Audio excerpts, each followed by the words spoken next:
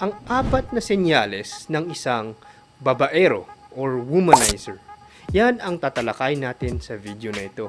Ako nga pala si Engineer Morgan Sai ng Ilocano Defenders. Ilocano Defenders. Para sa lahat. Ilocano Defenders.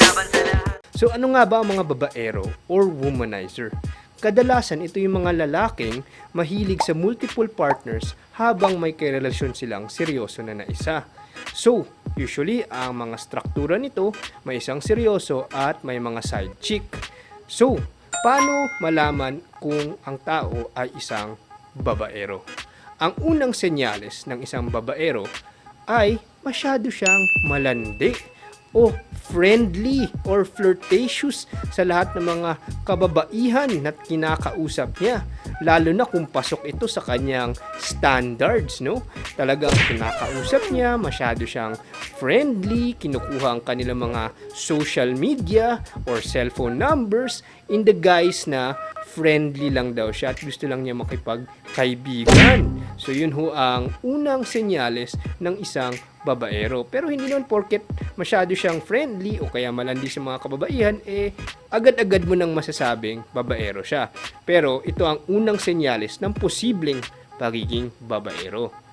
Ang pangalawang senyales ng isang babaero ay ginagamit niya ang kanyang ranggo o kayamanan sa lipunan para maakit ang mga kababaihan.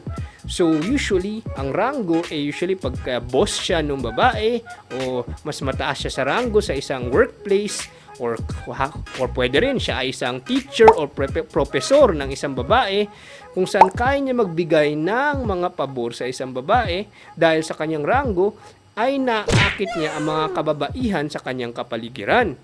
O kaya mayaman siya at ginagamit niya itong kanyang kayamanan o itong sikat ng kanyang kayamanan para maakit ang mga kababaihan.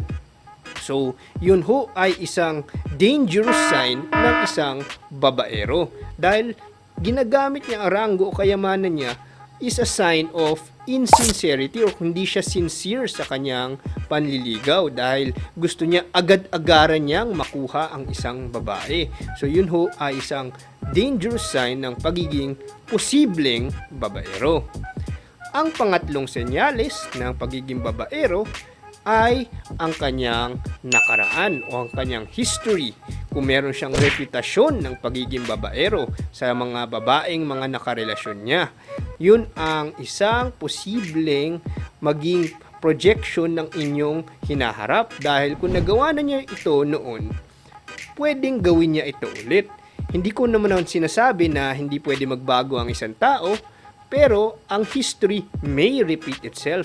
Ang nakaraan ay pwedeng umulit, ano? So, yun ho ang isang delikadong senyales ng pagiging babaero. Pero hindi naman porket dati siyang babaero, hindi na siya pwede magbago. Meron din namang mga babaero na nag-settle down na at napagod na sa kanilang mga gawain. So, kailangan matansya mo kung siya ba ay nakaraan at nagbago na o hindi pa siya natapos o hindi pa siya pagod sa kanyang pagiging babaero. Kasi yung mga ibang babaero, maaga pa lang, nilalabas na nila ang kanilang mga desires or kanilang mga kagustuhan para kapag tumanda na sila, tapos na sila sa gintong phase.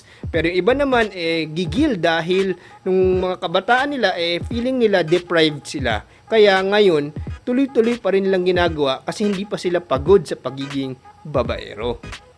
Ang pang-apat na senyales ng isang babaero, hindi niya pinapakilala ang babae na kanyang dinedate o ang mga babaeng dinedate niya sa kanyang pamilya. So kung yung babaeng yun hindi pa nakikilala at all yung kanyang mga pamilya o magulang, yun ay isang dangerous sign ng isang babaero.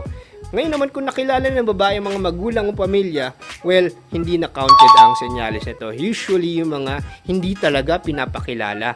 Kahit anong sinasabi niya, kahit anong sinasabi ninyo at napag-uusapan niyo, talagang iniiwasan niya yung topic ng pagpapakilala nung babae sa kanyang pamilya. So yun ho ay isang delikadong senyales ng pagiging babaero kasi ayaw niya ipakilala yung mga babae sa kanyang pamilya.